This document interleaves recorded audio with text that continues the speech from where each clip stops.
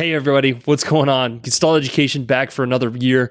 We're going to start this year off right with letting you save some money. So two of our favorite people are the Core 360 belt and Human Locomotion, which is Dr. Thomas Schaud. So don't forget, if you use the code Gestalt for the Core 360 belt, you get $5 off all belts except for the Ohm Track sensors. So Brett, what are some of the Schaud's favorite, some of your favorite Schaud gadgets?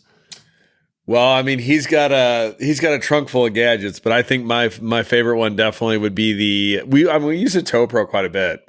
The Toe Pro, and then I think the Varus and Valgus Post have really given people like a nice option if they're not want to take that leap into like a customized orthotic to kind of a good option for the patient, but also to let them kind of like, bring the power back to the clinician to kind of decide where to post it. And so I think those are the two probably ones of Tom's stuff that I love. And of course, I can't get enough of his Human Locomotion. I mean, the book is still to this day pure insanity. So beautiful. Yeah. Don't forget to use the code Gestalt on both those, the Core 360 belt and then also Human Locomotion. Links are in all of our podcasts. And we hope you guys like today's episode.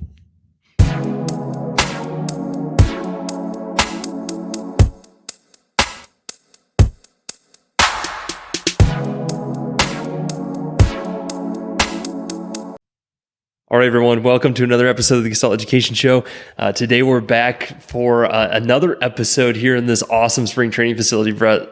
So at the home of the Diamondbacks. And so for the last time we were here, we sat down with Ken Crenshaw, the guy that basically, I don't know, he started baseball athletic training, I think. The Bill Belichick. Yeah. No doubt. Yeah. He's the guy. And so today, we're here with the actual guy behind the scenes, though. So I just got to meet you this weekend, Ryan DiPanfilo. Did I get it right? Yes, you got it. Yes, nice. So he is the head athletic trainer for the Arizona Diamondbacks, and he's been in this for 17 years. Is that right? All with the Diamondbacks, which is pretty amazing. And an amazing story you literally just told us, and I'm going to make you tell it again. Of how did you get hooked up with Ken right out of school? Yeah, it's first off, I appreciate you guys greatly for having me on here. I'm super lucky. You guys top quality clinicians and people, and just I'm lucky to know you, call you friends. So. But yeah, the pathway to me, where I got where I am, I still to this day, I just can't believe it because of how lucky and fortunate I feel. So I went to Springfield College in Massachusetts, graduated from there in 2006. I had met my wife there, and my wife's father, who's now my father-in-law, his name's Ron Becker. He's a famous high school basketball coach in New Mexico. And one of his stops along his career in New Mexico was in this tiny little town called Carrizozo. And coming from a city, I'm more of a city guy myself. Looking back there, I'm like, wow, this is different environment. Yeah, different environment there. So Ken happened to be around in high school when Ron had made a stop there and was the coach at Carrizozo High.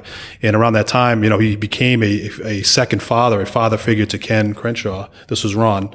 And really changed his life from that point on. They still stay in contact to this day. So, fast forward, I meet my wife, Catherine, who's Ron's daughter at Springfield, just happenstance. And then we, continue our relationship, and that, I graduated from Springfield in 2006. Ken came over that year with Nate Shaw and to establish the culture to here. The next year in 2007, they had some openings in the minor league side, and Ken had always stayed in touch with Ron over the years. To provide, guidance, and he just meant so much to me, continued to is in his life. And, Ron, I love him to this day. He says, hey, my daughter's, dating this athletic trainer. He says, I don't know if he's any good or not, but he reads a lot. So it's a good start. Let me give you his name. It's a good sign. You weren't in jail or anything like exactly that. Right. Yeah, exactly.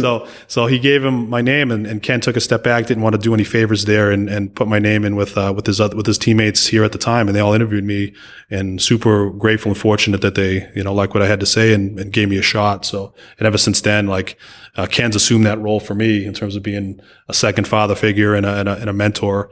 And here I am today. So I wouldn't be here without him, without my wife, Catherine, without Ron Becker and that tiny little town in New Mexico, Carrizozo. So, I look back at it today going, just bananas how many different ways I could have went, You have such a good reputation in baseball. Has it been hard? Because, initially everybody thinks the Diamondbacks, they think of Ken Crenshaw. So how have you kind of carved, yourself out under Ken's shadow? Because, you really have. Everybody, you've really developed your own reputation. So how have you been able to do that? Was that hard early on? And I appreciate that. I appreciate the kind words. I mean, that's never ever. It may sound cliche, or and people may not believe it, but I never ever gave it that second thought of I need to carve out my own role here. Right. You know, it's always been a product. I'm a product of the people that I've come to meet with the Diamondbacks organization, namely Ken Crenshaw, Nate Shaw, Neil Ramp, as we spent some time this weekend with, PJ Mainville, another one.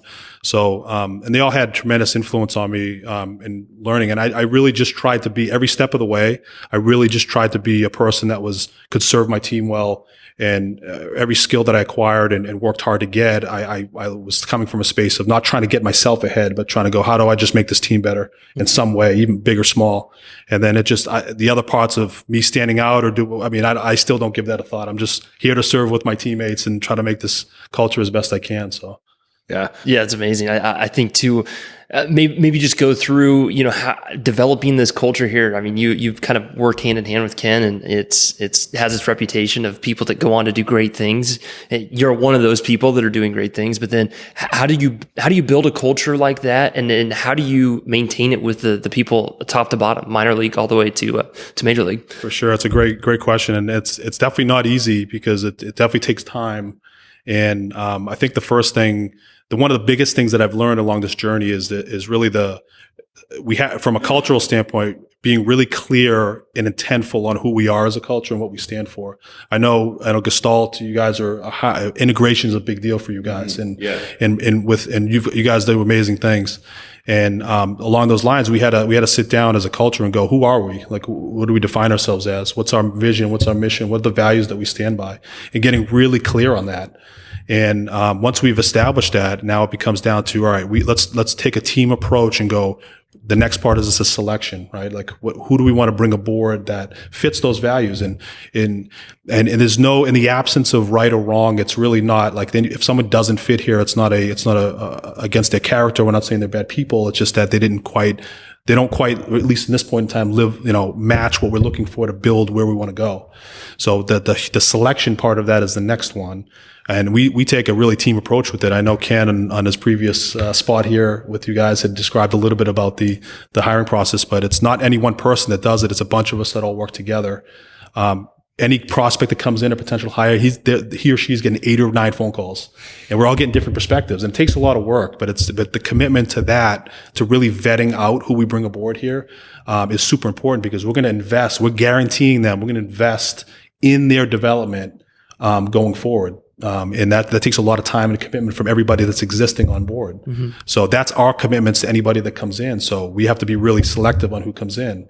And then once they're in, we really buy in as a team to go, all right, this is a we over me culture here. So not one of us, when the team benefits, every individual benefits. And that's what we feel like is one of the main principles of what we do. And we're a culture of leadership development. So anybody, we've talked about it a little bit before, but anybody that comes aboard, we're developing them as a future leader. It's not just a filler for a particular role or a level. It's like, how do we get that person, where do they want to go in their career, and how do we team collectively get them to that destination, And if we have, and over time we start to, you'll see like PJ going over to the Cubs and Neil, now with the Cubs again, and Josh Coffey with the A's, and Scott Behringer with the Brewers, Rafael Freitas with the Pirates. So over time, because we've invested so much, we've been fortunate enough to where those guys have developed the skills to be able to take their leadership ideals to other teams and be able to impact those organizations to the best of their ability. So,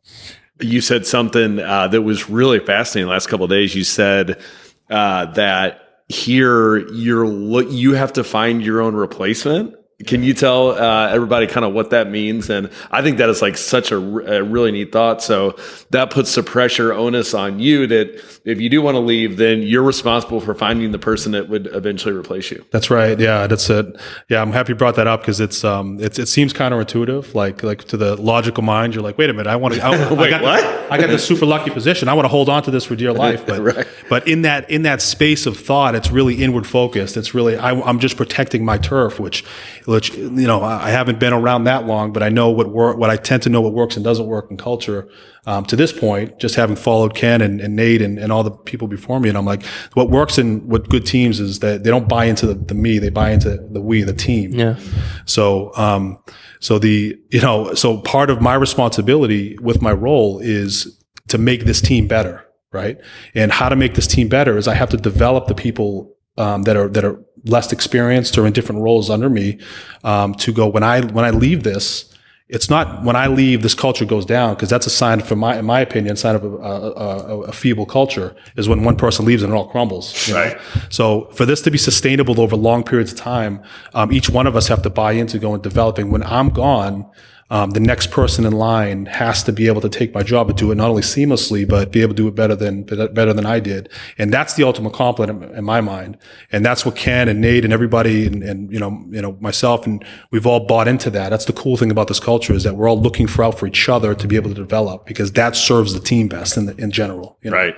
And I think the term culture is even kind of cliche. So how do you, like at the beginning of the season, I think it'd be easy. You get everybody together, you give a rah-rah speech, our culture's great. And for you guys, kind of being known for your culture, what's like the day-to-day implementation of culture look like? Yeah. Like, how do you not have just that one speech? Like, how do you keep it kind of... It's such a great point, because that's an easy thing to do. Gather everybody and go, all right, let's go. Let's do this thing. Everybody gets fired up. Everybody, the Newt Rockney type speeches where it works in small doses, but then you fast forward a week and life hits you and scenarios hit you and like things hit you and you're like, all right, now what? So like culture to us is a continual commitment to our values every day. And it's not just, we come as a gathering in the beginning of spring training, but it's really, when we commit to our culture, we commit to the entire year, and continuously living by that. And none of us are perfect. So we'll have some bad days, but that's where our teammates can pick us up in that realm if we're having bad days. So how that looks in a day to day is like when we wake up, like what's like our vision is we're committed to enhancing human performance. That's what we're all signed up for. That's that initial meeting. Yeah. Hey, everybody, this is what when you're a Diamondbacks Sports Medicine Performance team member, this is what you're committing to. And our mission is to be the best sports medicine team on the planet. That's why we get up in the morning. That's why we go to these Con Ed courses every day, or in the off season. Yeah. And spend and invest and learn and grow and make mistakes, and because we're committed to being the best. Is that measurable? No. We can't. How we compare that to other people, I don't know. But it's an ideal for us to go, that's why we're doing this. Right. And then we have a value system that the acronym is deal with it, and it consists of several. Every letter in that deal with it acronym stands for something, development, excellence, accountability, loyalty, work ethic, integrity, trust. All the way down. Those ideals. That's when we have a choice in our day to day of like, who do we want to be? We just go to that board. It's in the board's plastered around the complex. So. That's what we live by. That's our guiding light of those boards, the vision, mission, values board. That's what our guiding light is. So in a weird twist of irony, do you find like the players kind of, usually you'd be doing this with the players, but you guys are doing it with your medical staff. So do the players kind of gravitate toward like what you guys are creating, or do they know how special it is? Do you think? I would hope so. I think just being so. I always find it more powerful, at least what I've learned, is that people understand who you're being versus what you say more so. Right. So if they can feel and see who we are and who we're being every day, that carries way more weight than if we just sit everybody down and go, hey, we're a really good culture and we do this and we do that, and then don't live it, Yeah. Right. So that to me is a little more hollow. So we believe in, like, if we show them who we are day in and day out and consistent with that, they feel that. Yeah. And they understand the differences. And I think, we don't go up and ask them, hey, how do we compare to everybody else? It's really, we just concentrate on how good we can be. And over the years, we've heard some things along the way of players that have been in different cultures that, yeah, you guys are it's really cool that you guys do this. And that's such a great compliment to us, knowing that we're actually, it's being seen that we're committed to this, and who we are each day is being recognized, Right. So. And then as far as like the actual implementation of different ideas, techniques, systems, approaches, we were having a conversation with another guest today about this. What are the things that you guys are bought into here at the Diamondbacks? I kind of know the answer, but it'd be interesting to hear what you say. What are the systems and techniques that you guys you're implementing? Geez, we borrow from so many. It's I think everybody. The cool thing is that we have a general philosophy on how to handle a baseball player from the health side, the performance side. We have a general philosophy in that things that work and don't work that's been built up over years. But within that general philosophy, each individual has their own kind of strengths and weaknesses in the culture. So every athletic trainer and strength coach and PT and massage therapist that we have has their own kind of foundation. So we definitely not our culture is not committed to making robots for sure. So, but some of the things that we implement, I mean, from whether it be PRI, whether it be fascia manipulation, DNS was a huge one that has been for a long time for us. The fascial range release with Dr. Spina and the functional anatomy seminars. ART is a big one. Needling. I mean, we try to. Everybody has kind of their own iteration of what their foundational system is. So if someone walks in the room, depending on who you go to, they would kind of have their own lens. But in general, that's what we try to borrow as many as possible because we feel like that would serve the athlete the best if every one of us in this culture has as much versatility as possible. And the one thing that we always pride ourselves on is our hands. So right. If you can really develop a really good touch and really good touch, and really good anatomy and palpation and your ability to assess motion via palpation, it's such an advantage, because that's a canvas that we all work with, as you guys know really well, Well, I mean, in saying all that, you can't do everything that you just mentioned with every single player every single day. How do you decide when to use all these different tools? Obviously, it's in your assessment, but I mean, what are some things that are unique to the Diamondbacks in their assessment that helps kind of put some parameters or some like guideposts to when you're going to be using these different techniques? Yeah, I mean, it's a good question, and it's really depends on who you ask, and it depends is a tough it's a tough answer. Yeah, that's right. So I mean, it depends really on who you ask. I mean, for me, I tend, this is a personal stance, which is not right or wrong. It's just something I've gravitated to. I kind of look at the lens from PRIs are very heavily influenced on me. So when I go in and assess, that's usually the lens I'm looking for. I want to determine position first. I want to see whoever walks through there, what position are they in? What's the starting point for this individual? And a lot of times I know symmetry is functional symmetry is what we look for, but it doesn't necessarily have to be anatomical symmetry, because at least from the PRI lens, anybody that's studied it know it. It's, that asymmetry is a normal thing. Right. So we're not looking for it to be completely anatomically asymmetrical. We want them to function symmetrically with their asymmetries. So and then I'll determine, this is me personally, just determine their position first, try to see where they come, whatever they can marry that with their complaint, also with their expectation of what they want to accomplish out of this. If they want to feel, is it just a recovery flush? I want to feel better. I want to restore some motion in my shoulder, for instance. Like, I'll use the tools that I can be able to expand and create space and variability in their shoulder, for instance, and then back that up with some repositioning of their rib cage, use breath work a lot, and then marry that into the weight room with Nate and have a really close relationship with him, because he has all the same skill sets that I do.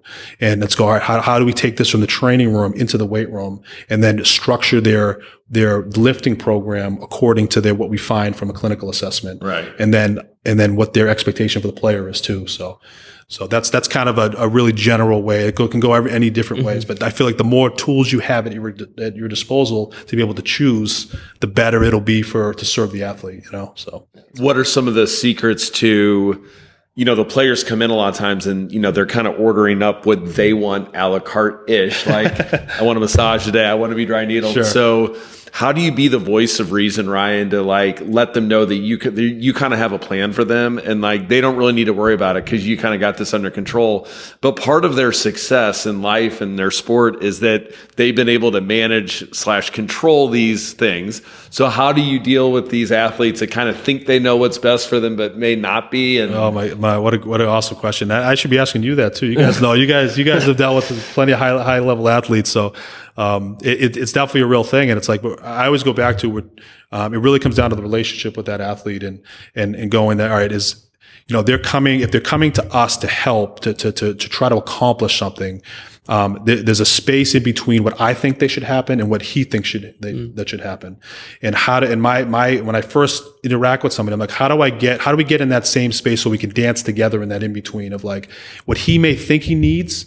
I would say we can give him a little bit of that, but also here's another angle that I think would help him a lot more. And I think it comes down to how we communicate that, the trusting relationship that we built with that athlete, and then actually getting results in the end with it. So, and then I'm never one to go. I think drawing a line in the sand and going, no, we're not doing that today, or this, we're never doing that. If you can think about that, if anybody approaches that with any one of us as humans, we tend to go defensive right away. Yeah, right. So it's really a conversation, and ultimately it's their bodies and what they feel like they need. However, dance, I think of it as a dancing, a communication dance in that space of going, all right, I hear you. I hear what you need. And let's consider this. Hey, let's try this. Hey, and then we can lean on our experience and go ahead.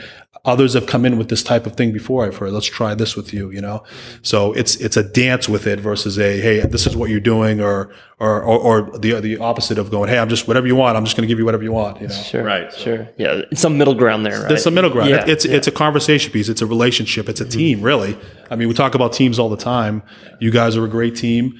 We, husband and wife is a team. If you really look around the world in our own lives, it's just a bunch of iterations of teams. Right. And the athlete and the therapist, is a team. Mm-hmm. So how do we accomplish whatever that person needs together? How do we do it together?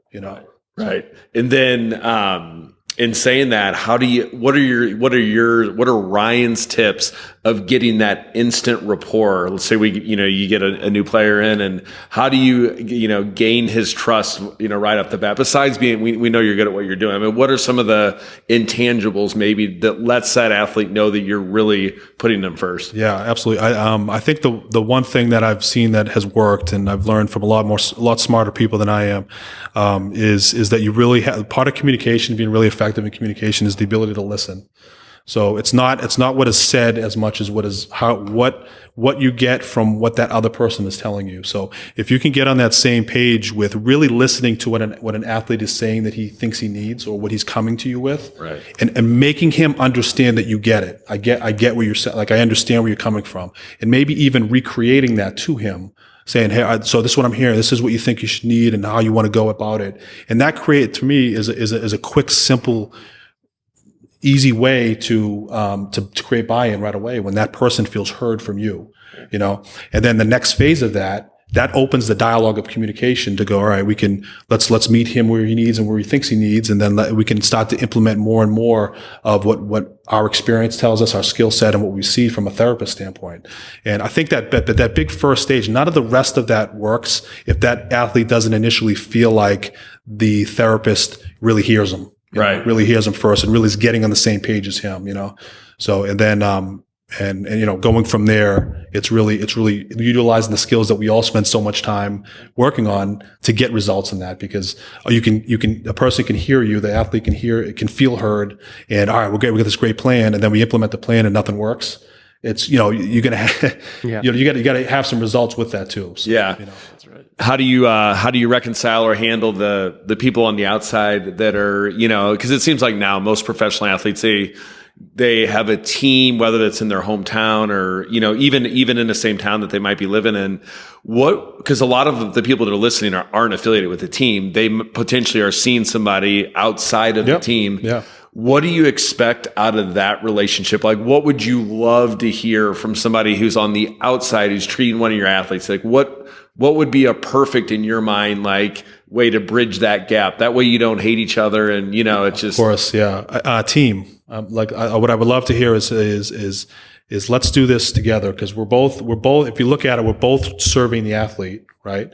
And it's easy to get caught up in our own little space here representing the team, and also be responsible, for this player who's part of this organization, to get caught up in like, all right, I'm the one that needs to do that, and not resisting the fact that every one of these athletes, they have relationships outside of the organization that have worked for them. Right. So ultimately, like if you really boil it down, they want to surround themselves with situations and people that help them get to where they need to go. So in my mind, it really, what I would love to have created in those relationships, and we've had many of those over the years, is not resisting that and going, let's do this together. Let's open dialogue of communication to share with each other to whatever serves him the best.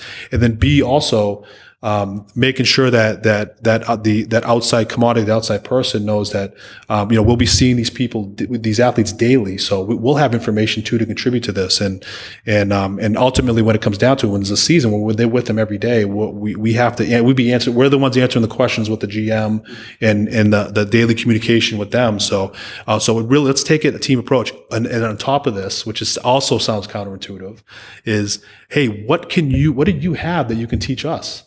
Right? What do you have that outside therapist that player is seeing? What do you have that we can learn from you with? So that we've done this plenty of times. We've brought them in and go, hey, what do you think? Teach us. What works for you? What have you found works for that athlete? And it just makes, like, when you have no resistance, when I have no resistance around that, and commit to the higher cause of how do we serve the player? As long as the communication and there's a shared respect and understanding amongst each other, that seems to be the best. Seems to work the best. Yeah. How do you guys handle baseball is now, I think baseball, I put golf up there, but there's so much access to data now and metrics. How are you guys using that? Because data can be great, but they can also be destructive with the wrong athlete. Yeah. So how do you guys work the data into your world, and what does that all look like? Yeah, that's a really good question. The data aspect and the analytics aspect is definitely have gained so much steam over the past several years, just across baseball in general. And I think we're really in that stage now where we just had this hitting pitching lab built. We have a whole department here of analytics that are great. They're really high level at what they do. And I think it really comes down to taking it from the numbers and the kind of the on paper stuff, and how do we make that practical for the athletes, right? And what that involves is that high level communication between the analytics department and the boots on the ground coaches and sports medicine performance team. And what questions do we need to answer here? Because we can get flooded with information all the time. We can have as much information as we want, right? But what question are we answering for that particular player? So I think it becomes clear in identifying what are we going after, what information. Let's ask ourselves a question first on what that player needs or what he is going for. And then let's take the data that we feel like can support that, versus just getting flooded with all this information to go. It can become really muddy. It can be soup that's like just too much in it. So getting really clear intent with going what the player's looking to do, what the organization is looking to do with the player, and then how and what question arises from that, and how we fill that in with the data and analytics that are available and that we measure. The last time we were here, it's funny because you can always tell what somebody's like into at that moment. Last time, Ken, we were talking a lot about force plates and hitting and things like that. So of this awesome lab that you got, what's kind of like your favorite little thing over there that is kind of blowing your mind? That Oh my goodness! There's so much over there. I think the force plates and the hit tracks with hitters, and actually just getting to understand. This is an area that for me, just going forward, being completely vulnerable with you guys, an area that I need myself to continue to grow in, because I'm going to lean this next year coming up. I'm going to lean on those guys that know this better than me, and I think that's where the team function goes into. So I think that the complete capabilities of that lab and what is able to be measured on many different fronts is the one that the breadth of information that's available is what's so it's so crazy to me. So and Patrick Sellis is one of our lead senior analysts, and he's kind of a bridge for us between the sports medicine department and the coaches and players, and he's really high level, knows it well. So I lean on him a lot too, and say, hey, we how do we get this person A to B in terms of changing the mechanics in his swing? How do we get this person more efficient with his throwing mechanics? And that has to be a conversation, not just with the sports medicine team, but also with the coaches as well and in the front office. So we're on the same page going, this is where we want to take this guy. Right. So yeah, it's beautiful. What about, you're in your off season right now. We appreciate you taking the time. You came to the Shacklet course with us this weekend, which we all had a blast. And so spring training's right around the corner. Pitchers and catchers are coming. Like, what is you guys' process of, I'm sure you got new players on the roster this year. how do you get to know their history? How do you get to know those little details that kind of help down the road? Maybe when you're in the dog days of summer and you're working on something with those players, like how do you kind of get a database for each player that's outside of maybe, the physicals that the team's already doing, but more as like a strength conditioning or a medical side of it? Yeah, it's a good question, and I think it's a challenge that we all face, not just with the Diamondbacks, but across all of baseball. In the offseason, a lot of teams, the players will go to their home, they'll go do their own thing, train at another facility.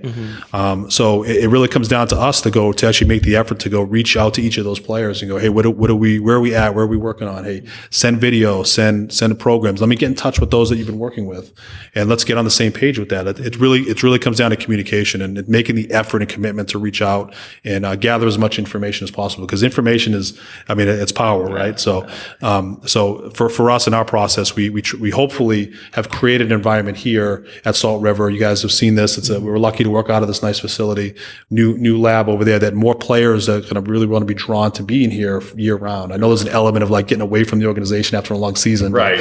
But we want to make this as friendly and inviting and meet every single need that the player can here, so they would be more inclined to be here. The more hands-on, face-to-face time that we can get with somebody, the better, because it gives us more momentum to go into the season. If we have to work on anything positionally, work anything mechanically, we can reserve time for that face-to-face versus pseudo playing catch up with them once they get in, say, on reporting day in February. So, what about any as far as baselines? Let's say going in, maybe that's a better way of it's a great answer, but rephrasing that question too, of what are some of the baselines that you hold high at this time of year versus something you can fall back on later, and those types of things, whether it's certain assessments, movement screens, things like that. Are you just banking a shit ton of data, let's just say it that way, FMS, SMA, FRC, all of those assessments together, or are you just kind of now starting to pick out, these are the big things I think we need to work on the rest of the year? Yeah. I think the in general, when everybody comes in for spring, we'll measure them kind of top to bottom. So let's see what kind of movement, variability, what kind of access to motion every single player has in their system when they come and show us. And the earlier we can get that, I feel like the more time we have before the season kicks in to be able to make true changes there. Because once the baseball element comes in, it's difficult. So they need certain strategies to move to be able to perform at a high level. So it becomes more difficult during the season to make those lasting changes to increase a player's abilities to have movement variability and to have strategies that can stay healthy with them. So throughout the course of the year and perform. So if somebody comes in early, like say December, January, even November, and we can assess at that state where they are, and they continue to monitor their program and their preparation throughout that off season into spring training, we have more of an opportunity to really make a lasting change once we take the baseball competition element out of it. Right. So, but I know that's an ideal scenario. In a lot of players just come in on that, on that reporting day and go from there. We're already into camp and all that. So it's really getting on them quickly and relying on our general assessment of their position when they come in, where are their ranges, what's their structure looking like at this point in time. And I know it's a singular assessment on that particular day. And as we know, the nervous system can change quite a bit, sure, especially when you throw a competitive element into it. But it gives us kind of a good picture on what's available to this system right now that we can maybe address as they move forward while continue to perform. So. I got an idea. Let's play a little game. So we do this thing we call it quick fire. Yeah. And with some of our guests, it's funny because like people like yourself, you could talk for 5 days about all these different injuries. So what we like to do is we like to give you a little bit of a limit in time. So let's give him 2 minutes. Sure. I'm going to yell out a baseball injury, a common one, and then you just start talking about, your what are Ryan's opinions on assessment, maybe why Major League Baseball players are being plagued with this particular injury, what you guys might be doing that's unique to you guys, maybe things that you aren't doing but you're thinking about the future. Okay, are you ready for this? Yeah. By the way, there's an obvious one that's coming. You know which one's coming, so let's save that one to the end. But let's go. Let's start with hamstring injury. Yeah, hamstring injury. So one of based off the research that's come out, it's probably, if not the most common injury, believe it or not, rather than shoulder elbow. Yeah, so you know this well. So for hamstring wise, I think the initial thing is position for me. That's so I want to see what position is that pelvis in, is that rib cage in, and how much access to internal external rotation on that hip does that particular athlete have, that would potentially either allow for more stressful situation when they're actually running or a less stressful situation. So a lot of times we see power performers, you need extension drives, power, right, and force production. Mm-hmm. So athletes are going to use that either way. But if they get stuck in that force production position, which is a lot of it's a flexion, abduction, external rotation position of the pelvis and of the femur, right? If they get stuck and they don't have the ability to actually get out of that and rest and actually go into an extension, adduction, internal rotation for both, that'll get that variability of being able to access both ends of the ranges of motion in the hip and pelvis. If we can give them access to that other end of the spectrum of the motion, we feel like hamstring wise would be very beneficial for the it would put the hamstring in a better position to not get as stressed when they actually have to use the power producing movements, and then we can come out of it and rest. So that's just one part of it. So we look at pelvic positioning, we look at hip internal and external range of motion, and then we really look at what the work capacity is too, because what the fatigue element of that whole thing too comes into play. So guy could be in perfect position and actually, he can start in a great movement and variability. He has access to all ranges. But if he doesn't have the work capacity built up from a strength conditioning standpoint, then he's going to put himself in a tough scenario once he actually has to go out and play and perform. The fatigue element changes everything. He can go back into a position where he can't recover from, and then boom, the injury happens. So, and I mean, there's some like artificial exercises that have been promoted with actually like some pretty decent class 1A evidence for like Nordics, for example. Yeah. Like, are you guys doing Nordics, or is it you're looking at that research but kind of doing it in your own world, or what, are you doing preventative hamstring programs, I guess is what I'm trying to ask. Definitely. Yeah. Our strength conditioning program is, and then what we do from prior to athletes going out there and playing is, it's baked in like hamstrings, the ability to pay attention to give love to hamstrings and pelvic positioning, exhalation and ribcage mobility, and given access to extensions and internal rotation, especially in the hip, are big ones for us. It's baked into our programs. So I know there are performance lifts that whatever iteration you like. Some guys like doing squats. Some guys like doing, deadlifts and big multi-joint performance-based lifts. But everything any of those guys do is we have baked in obliques, exhalations, hamstrings in pelvic positioning into all that. So, and hip flexor inhibitions and calf inhibition, we'll put them in positions to superset or augment the power, the performance-based lifts that they do. So we'll be able to give them access and maintain their motions versus cutting them off if they just do high-level multi-joint lifts, if that makes sense. Yeah, oh, for sure. And then what, we're a little bit over, but that's fine. What are the modalities that you like? And then do you use any regenerative medicine? Are you guys a fan of stem cell PRP? Like, if we're talking about the hamstring injury, what are some of the other things you may be bringing in that injury that you've noticed that have like sped up recovery? Yeah, absolutely. We try to, we're really comes down to what works. So, we have used PRP. We have used, stem cells, kind of a new frontier that we have had guys use. We're still kind of moving more. It's gaining more steam along the journey here. But from a modality standpoint, we really, our hands are our best modality. That's what I believe. And we don't really we use the HIVA mats and the shock waves, and we use just like any other the lasers. The lasers for sure. Those are all supplementary. Those aren't ones that we would bank on going, let's just do this to really create a healing effect here. I know they all have their impact, but I think our hands and our eyes and our structured, strength conditioning system really is the ones that really are our foundational tools to be able to take this person from an injured hamstring to back to healthy again. So, but there's really no, in my opinion, and this is just my singular opinion, there's no substitute for your hands and how good you can be. Okay, oblique. Okay.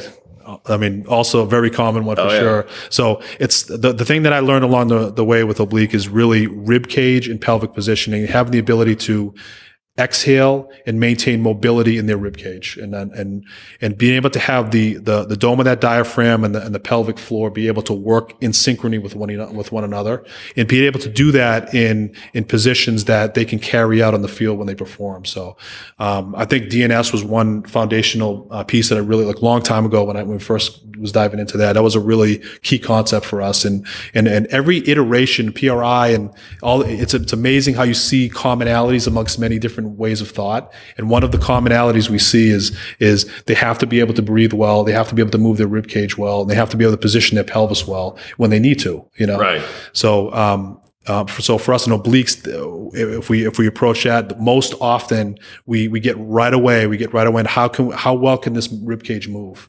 How well can they access the insertional hamstrings to be able to tip the pelvis back, to be able to let's stack the pelvis and the dome of the diaphragm so they can actually create a pressure system, an internal stabilizing system that can function well and give that oblique the best chance to perform without getting too far one way into elongation, too far one way into shortening, which at least in my mind would be, we want any muscle, any structure to be able to access all ranges of motion at all times. That's right. So that's kind of our bottom goal. Anything different from a medical side or anything like that with the oblique injury versus the hamstring, or kind of the same? I mean, it's like, obviously we would tailor our system with obliques more toward spend a little bit more time and a little bit more tokens in making sure that their breath work and their obliques, the tissue that was injured is sufficiently positioned well and stressed well during the healing process. We spend more tokens on that versus the hamstring, which we would tailor our exercises to be more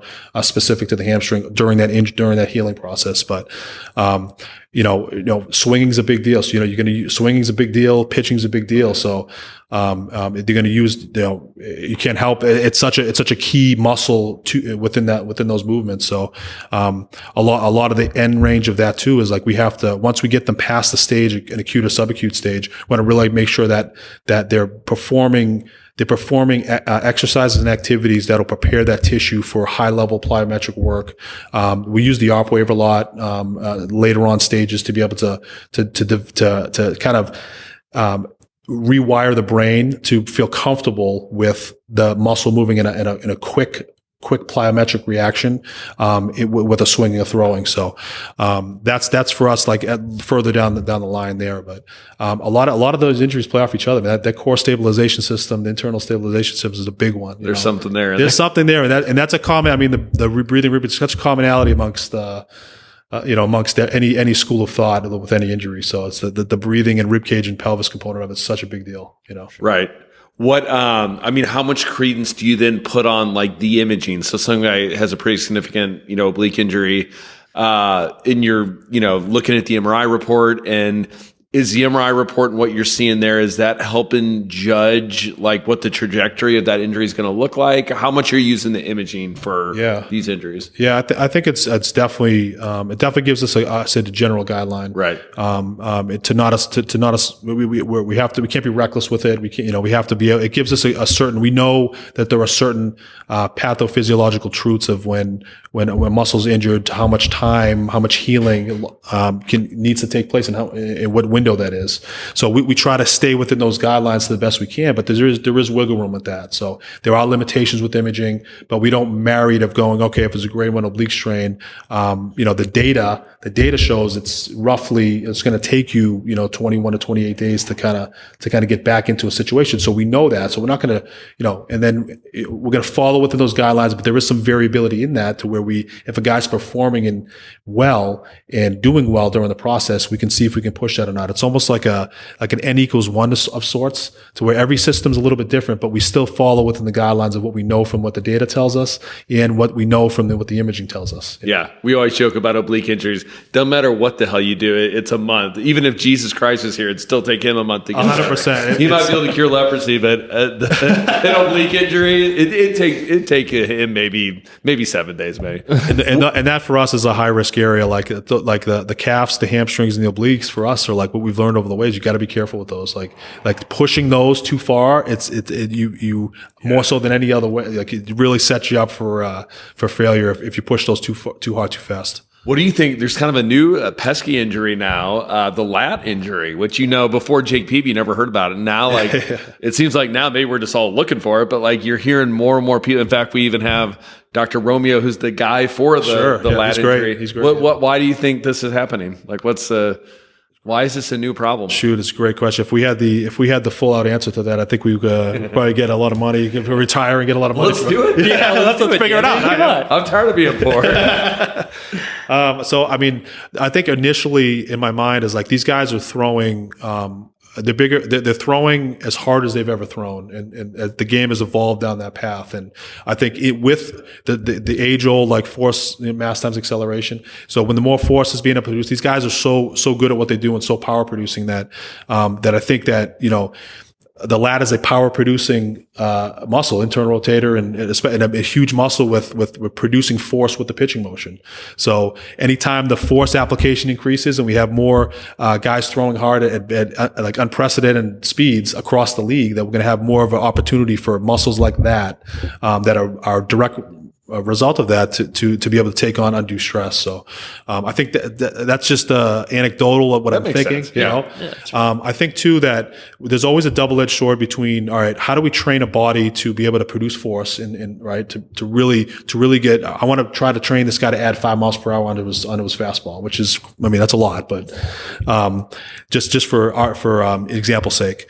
So there's part of that he needs to train that muscle to be able to be able to concentrically produce force. But in that process, what is he doing to his structure that would limit his range of motion, that would limit his ability to access multiple planes of movement, and that could potentially lead to undue stress in any one particular area when they're actually throwing. So that's always the game we play, is like there's a straight performance element of training which will allow guys to produce force better, but at what cost is that?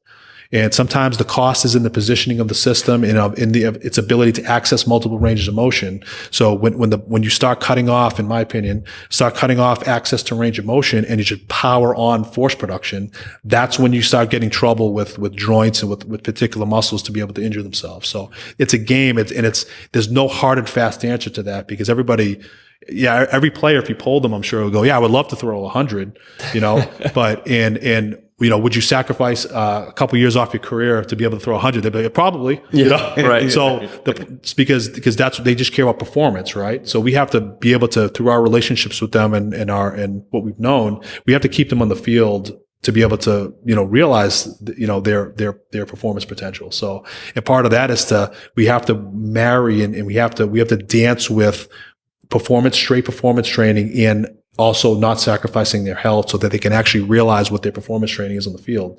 And at least in our opinion, durability is more important than ability. That's from our biased opinion. But if you have all the skill, but you can't stay healthy enough to stay in the field, I don't see much good in that either, I think, too, one of the more common compensatory strategies we see when people aren't stabilizing their shoulder girdle exactly the way that we want is we see shortness and tightness and not even trigger points, even like adhesion in the fascia, densification, whatever you want to call it, but in, this portion of the lat. And it's really like, Taylor knows this because he's heard me teach about this a lot recently. Like, I feel like, no one's talking about this. And one thing we teach at DNS is we're always comparing the player, the patient to the normal developing baby. People make fun of us, but that's actually what we do. But if you did that even with the soft tissues, if you took a 10-month-old baby that's developing physiologically and normally, and you felt, the anterior part of their lat, it would feel perfectly pliable, no tension, tone, trigger points. And then compared to like what you're feeling, you feel some crazy stuff here. So I just wonder too, like maybe if that part of the body might be undertreated, And I think everybody knows that we need to stabilize the shoulder blade well, but I think that is like a common area of, adhesion that sometimes gets overlooked. Oh, couldn't agree more. Yeah, that's a really common, like when we teach our younger teammates, impart our soft tissue experience and skills with them and try to make them better.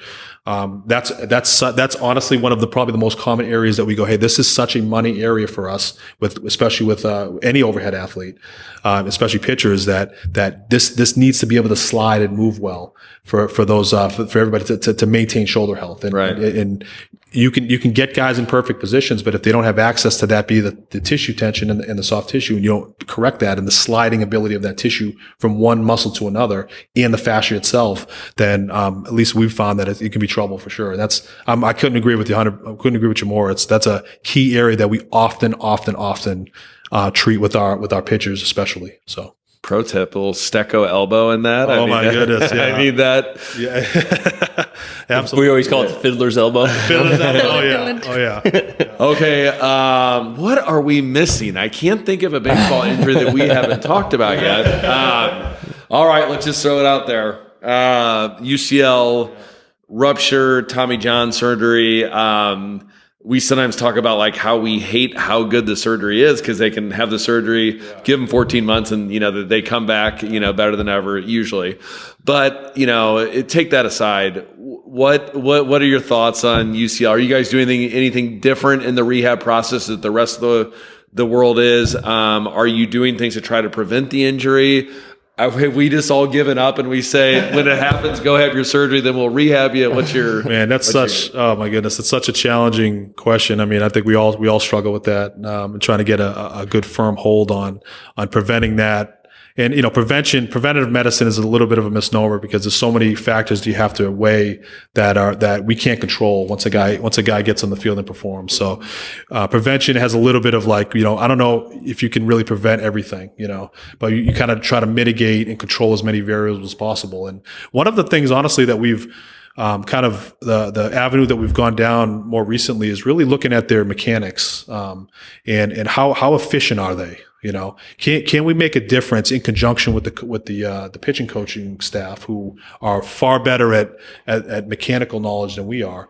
But how do we marry what we know from a biomechanical standpoint on like how a guy should move and what are the key markers, the key performance indicators that we would like pitchers to have access to ranges of motion, access to normal tissue glide. How do we marry that with the pitching coach's eye of how efficient can this guy be from a pitching standpoint? And I think there's room there. Now, certain pitchers I feel like have the way they throw is married to how successful they are. And sometimes the way they throw can be detrimental to if you change that, can be potentially detrimental to the performance, which is a tricky game to start with. So, but that's an added area that we've looked down a road of like, okay, let's look at this guy. Can we actually make him more efficient? Not change the way he throws per se, but make him more mechanically efficient at each stage of the pitching motion that we've known research based. Ben Hager, our PT, is very well versed in this, and he's a great conduit between the pitching coaches and all of us on this certain key performance indicators in the pitching motion that we like for guys to have to be able to hit that would lessen their potential risk of getting hurt. It's not a guarantee, it's not absolutism, but that we would like to maybe try to get them more efficient to maybe disperse stress down their shoulder and arm and their trunk a little bit better than when they came in with the injury. So I know to answer the question, it's like we try to be as preventative as possible. We try to make sure the tissue glides well. The pitcher has in this case has access to all available ranges. His stability is at an adequate level per our eyes. Through various assessments. What's his work capacity? Is he in good shape? Is he proper work capacity? And then the missing element a lot of times is what's between that and then what's the how efficient are the mechanics? Right. So. Well, I think after what you just said, it answers the question, but the debate always rages on, can you predict an injury? Like, are you guys sitting around in spring training like, here's our time bomb here, we're going to have to watch this? Or what's your take on that? Do you feel like you can run them through a couple tests and you have a pretty good idea of what the trajectory of their potential injuries are, or that there's just too many variables to be able to do that? Yeah, I mean, we do our best, but I'm sure you know this well. You guys know this well. It's there's too many factors to control to be able to say with beyond all reasonable doubt, oh, this guy is going to get hurt, or this guy is going to stay healthy. There's too many factors that are uncontrolled. Now that may seem like a defeatist mindset of like, oh, we can't do anything. Let's not do anything. Let's not do anything, But that's not the point. The point is being that there was some acceptance around that we can't control everything, but there are also many things that we can identify with a particular player to go, listen, there's a handful of examples, more than a handful of players that lacked generalized shoulder flexion, that have severe limitations of shoulder flexion with a really poorly movable lateral teres junction, for instance, or a pitcher that has a really they're super tight with their anterior brachial fascia in their pec major and pec minor, and they have limitations in shoulder external rotation. Like those are anecdotal ones in our mind. I'm like, oh my goodness, like, all right, we gotta work on this here. Those are two, like, to really simply put, just from experiential, like pitchers, like the ability to have normal excursion of that scapula on the rib cage and be able to actually achieve full shoulder flexion without compensation, the ability to externally rotate their shoulder well. I would stand to reason that if a major league pitcher doesn't have much external rotation, he's either not that good or he's probably going to compensate somewhere else to try to throw 90 plus miles per hour. So, well, I think too, you guys are you're in a unique position versus like those of us who are in private practice, where you get to see the same 25 guys every day. So you can have like some really, a lot of times, like long-term goals that you get to work on with them. Like you might find something today that 3 months from now, you can still be like working on that. Is that like something that you're doing maybe without telling the player? Like I always said, like with our players, I knew things about their body that, Oh yeah. And you don't even explain it to them. It's like baked into the cake that they're susceptible to this. So you're always kind of like working on their little, not their actual Achilles heel, but their deficiency. Absolutely. Yeah. No, it's a great point. That's the benefit that we have in spending every day with these guys, because we get to really know their bodies and really know what works for them and what doesn't work for them, and be able to marry their expectations on where they want to take their preparation and marry it with the things that we've found over the years with many people that will work for players to stay healthy. So it's such an advantage for us during the season. And an ideal situation would be that they're with us year round all the way.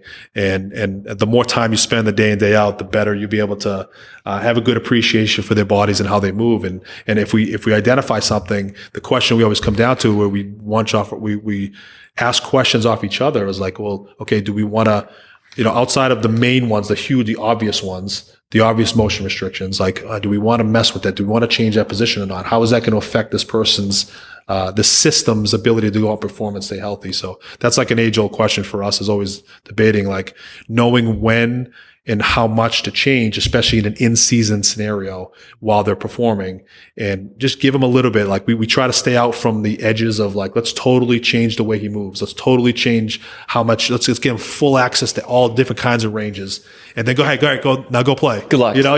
Like to us, that's not good either. You're in the dugout. Yeah, exactly right. So that's not good either. So we try to stay, especially in season, which is a whole nother animal, when they have to play every single day, they have to get up and play every day, is let's try to keep them in this green zone of where they can perform, they can have access to the movement strategies they need, but also they can bounce back and recover for the next day. Let's keep them in that kind of middle green zone so they can recover. Recovery is the number one thing that we see throughout the course of the season that we try to mitigate with them is recovery day in, day out, which is the uniqueness of baseball. So besides you guys just having this great culture, what are the objectives material that you guys would look at? Let's just use last year, 2022, how do you did a good job? Like, what are some of the metrics? I mean, because you have baseball injuries. I mean, you get hit with the ball and you have a contusion, but then you have other injuries that maybe, not to say that it's ever like the training staff's fault, but that you might be more likely to wear a certain injury than you would another one. So like, what are some of the things that you guys look at to see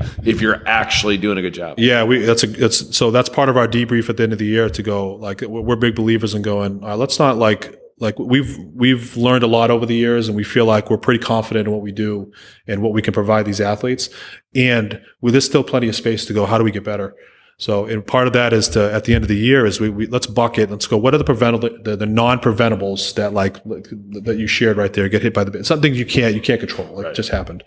Let's take those out. Let's look at everybody throughout the course of the year who's missed time for something, and go, all right, was this something that we did? Maybe played him too much. Maybe we didn't do a good enough job communicating. This guy needs a little bit of a break, or this guy needs to be able to, let's maybe DH him instead of play him at center today, or something along those lines. Communicating that, and give the decision makers, Torey Lovello, valuable information so that he can actually make an informed decision to protect these guys so they stay on the field longer. That's awesome. And then, so communication is a big deal too. And then objectively going, all right, did we actually vet this? So a hamstring strain in season that missed how was this guy working during this? Was he staying up on his program? Could we have addressed the deficiency differently or better with this player? Did we not give enough attention to, say, his lack of IR with his left hip? That could have been a reason for that. It's tough to really draw, one-to-one direct correlation, direct like cause and effect of that. But we try to pickpocket every little variable to go, could we have done that better? And we write it up at the end of the year and we say, this is what we could have done. So if we debrief with our front office to go, hey, we're already on this. We're already debriefing ourselves here. This is where we can get better for next year. This is where we can take this particular player for next year that I think would help him stay healthy better and maybe prevent a future hamstring injury with him. So I love that, because we all could be doing that in our private practices too. I mean, that's like a really good thought, to where I use the term autopsy. Like, you take an injury and you say, how much accountability do we have for what just happened? Could we have done anything different? Sometimes you can't. Sometimes you look back and you're like, wow, I could have probably done something a little bit different. And I'm glad you see that, because I feel like that's a vulnerable space for all of us to be able to step back and go, you know what? Like, are we committed to being just right and just be in our little comfortable corner here going, no, we're really good. We're player's fault. No, it's player's fault. Yeah. Or that's pretty small. We're of the belief that if we want to continue to grow, we have to put ourselves in those uncomfortable situations. Go, we could have been better here, and identifying those, and then living into, okay, what's our process now to be able to get better in those? Whether it be learn from smart guys like you, to be able to go to other courses, other ways of thought, talk about it amongst each other, push each other, and hold us accountable to going, all right, we need to get better in this area so that we can have a better job preventing that injury or even managing that injury throughout the course of a year or so. Wow. Crushed it. I got nothing else, man. No, that was amazing. Yeah, what a stud. But tell us this, since we all look up to Ken so much. What is Ken's actual gold medal? Like, if you had to say, what's one thing that makes Ken Crenshaw, with him not being here? Oh my gosh, yeah. Oh, I love this question, and there's so many things. You're probably going to get me emotional here because there's so many things that he's done together to help me in my life, and every one of us too. But the one thing that I always say with him is that you really feel like you run across certain people in your life that you genuinely know that they care about you and where you go in your life, more so than themselves. And it's such a rare thing, but he's one of those for us that as soon as when you're on the team with him, you really feel like you're cared for, and when your leader and the one that's driving the culture forward is setting that example of going, I'm putting everybody else before myself, you run through a wall for him, So that's his gold medal to me. And that's the way I'll always remember. Like, I always think of him with that, is like that he's such a great example of putting, really inspiring and empowering others to reach their heights by him going, how can I get you there? Wow. Perfect. What a good legacy too. Unbelievable. Yeah. Yeah. For him, for you too. 17 years of doing this to still feel like you're passionate. You're still learning. You're still grinding. Still think you love it. Yeah, absolutely. So it's just been so much fun getting to know you more. And you guys have created a culture that people are seeking, like even us, we talk about it in our office of like, how can we be like the Diamondbacks? How do we put a reputation out there like that? And so it's testament to people like you that are leading from the forefront. So we just ask you good luck this year, man. Went to ball games this year. Yeah. I like that. So keep everyone healthy and have a good year. And thanks again for sitting down with us. And we can't wait to see you soon, maybe. Super grateful for you guys having me on. I'm lucky to call you guys friends, and you guys do such a great job with Gestalt and then your practice, and just lucky to know you guys. Hey, man. Feelings are mutual, baby. Yep. Great to see you. Hope you guys took a lot from this. Good luck with patience, and we'll see you next time.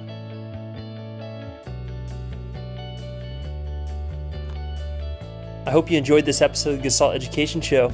If you liked it, share it, subscribe to it, send it to your friends, send it to someone that needs to hear this message. We really want everyone to be able to tune in and get the best clinical advice that they can, which we're hoping that we're giving to you with these special guests. So if you have any questions, please feel free to reach out to us, or if you have any suggestions on upcoming conversations, let us know. For a list of our upcoming courses, we're adding them all the dang time. So go to gestaltedu.com, click on courses, and they'll all be right there for you. All right, have a good day.